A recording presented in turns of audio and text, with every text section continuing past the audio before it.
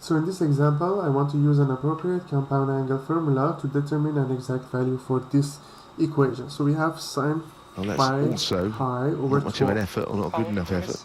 Again, if I you think see Selby will that, probably get out of his chair and have a look at this. 5 pi over 12 is going to be the same as 2 I pi over suspect 12 it'll be going back. plus 3 pi over Critical 12. moments these in terms of 2 pi how plus 3 competitive pi this is going to be match 5 pi over 12.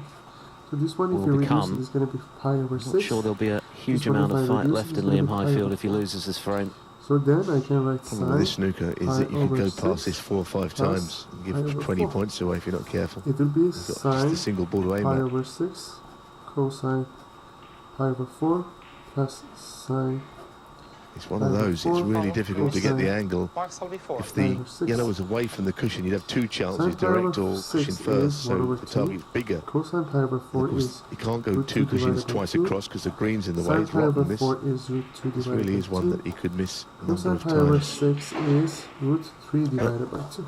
The rules are there for both players, the miss rule. So let's do each of them.